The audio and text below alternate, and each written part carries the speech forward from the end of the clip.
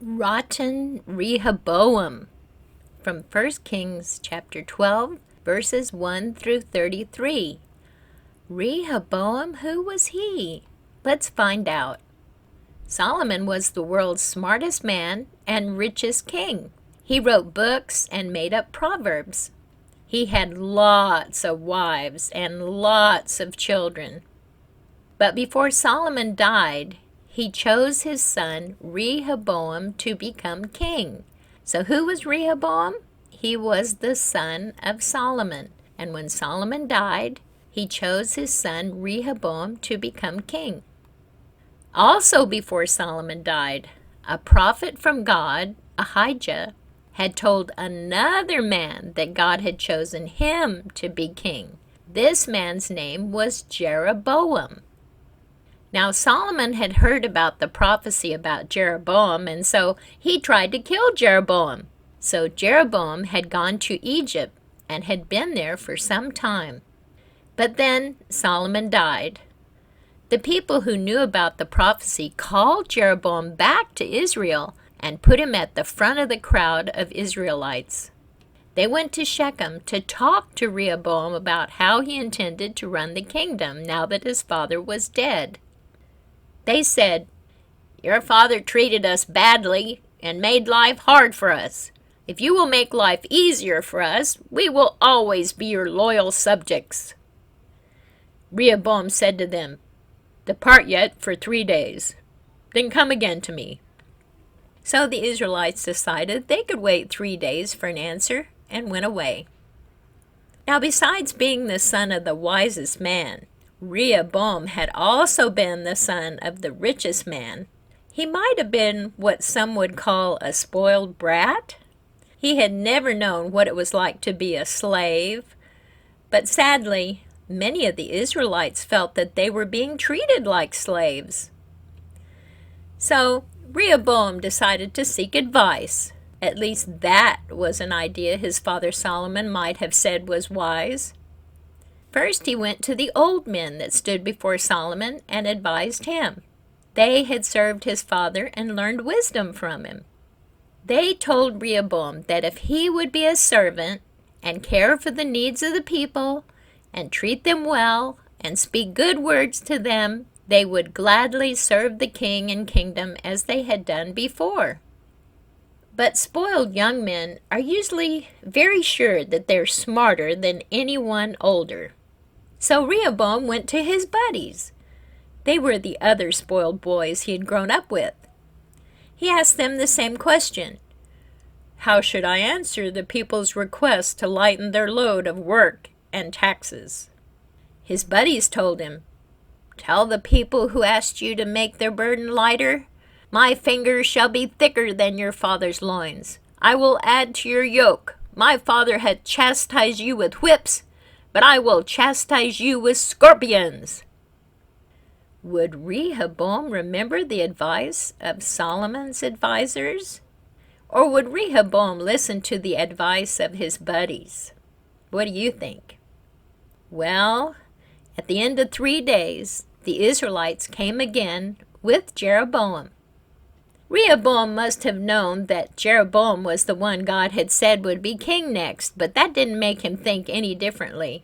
He could have followed the advice of Solomon's wise advisors, but no, he took the advice of his buddies.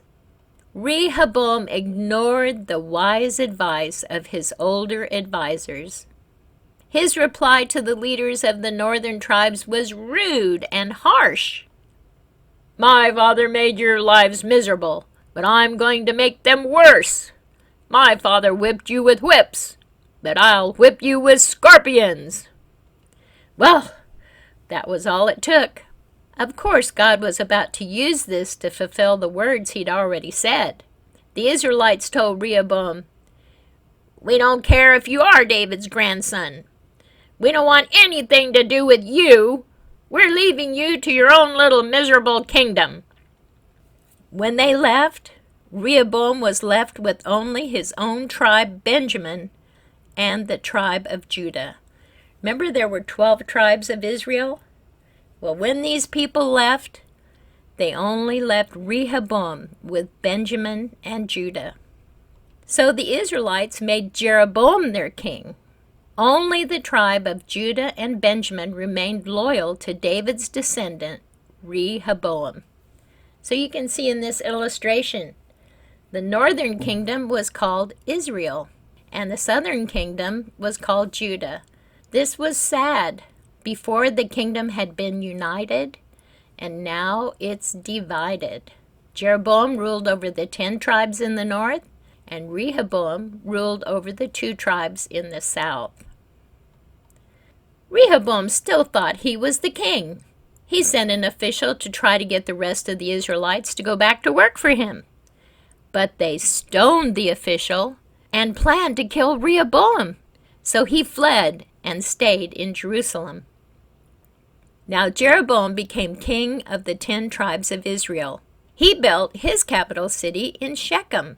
Do you see that on the map there? And to keep his power, he did not want people going back to Jerusalem to worship God. The temple of the Lord was in Jerusalem, which is in Judah. So Jeroboam thought, if my people continue to go to Jerusalem to worship, they will again become loyal to David's descendant, King Rehoboam. So Jeroboam made 2 idols, calves of gold, putting one at Bethel and the other at Dan. He said to the people, "It's just too hard to go to Jerusalem. Don't go to Jerusalem anymore. Here, you can bow to these calves and worship right here." Jeroboam even made up new holidays for them to celebrate instead of the ones God had given the people of Israel. God was not pleased with Jeroboam. He sent a prophet to Bethel to say, "Someday a child will be born in the family of David who will kill on this altar all the priests who serve pagan gods."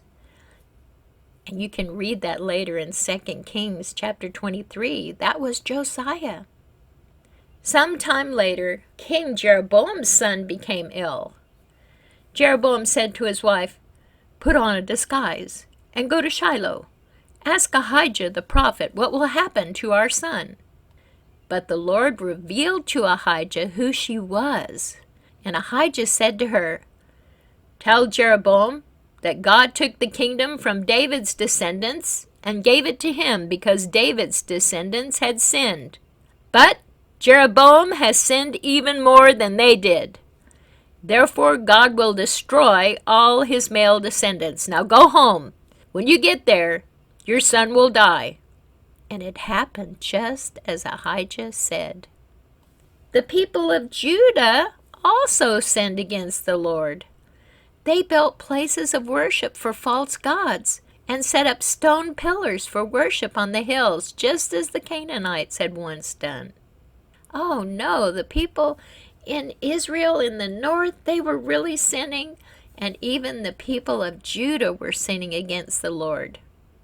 Several years later, the Egyptians attacked Jerusalem, and that was in the south in Judah. And they took away all the treasures of the temple and of the palace. Because the Israelites had sinned, the Lord did not protect them or the temple. What a mess! Neither Jeroboam nor Rehoboam showed respect or honor to God. They did things their own way and ended up causing a lot of problems for themselves and for their people. And here's our verse today, Proverbs 3:7. "Be not wise in thine own eyes. Fear the Lord, and depart from evil." Let's say it together. Be not wise in thine own eyes. Fear the Lord, and depart from evil. Proverbs 3, verse 7. Fear in this verse means respect. So be not wise in your own eyes. Respect the Lord, and depart from evil. Most of us know that men take off their hats as a way to show respect, like when they're in church or meeting someone important. There's lots of ways we show respect to others. When we respect someone, we listen to them and act in ways that won't offend them. And when we fear or respect God, we obey Him. And the Bible says that doing this is one of the best ways to become wise. So here's our big idea. Respecting God helps me to be wise. Let's think about our Bible lesson today. King Rehoboam's people felt overworked. He could have helped them, but he was proud and selfish. He decided to make things even harder. Rehoboam did not respect his people. When we respect someone, we listen to them and act in ways that won't hurt them. Jesus is a very different kind of king. He is so kind to his people that he was willing to die for them and rise again so we could live in his kingdom forever. He promises that whatever he does for our good. Romans 8:28 says, "And we know that all things work together for good to them that love God, to them who are the called according to his purpose." So he promises that whatever he does for our good. Somehow it's going to work together for good. So remember our big idea. Respecting God helps me to be wise. When we respect God, we're going to obey him and we're going to be wise. So don't forget our verse today, Proverbs 3:7. Be not wise in thine own eyes. Fear or respect the Lord and depart from evil. Hi, I'm Haley. Did you know your friends can influence you? That means you might like a sport because your friends like it, or you might decide to watch a movie because your friends like it. Your friends can be good influences or bad influences. In today's Bible story, King Solomon's wives were bad influences. Watch to see what they caused Solomon to do.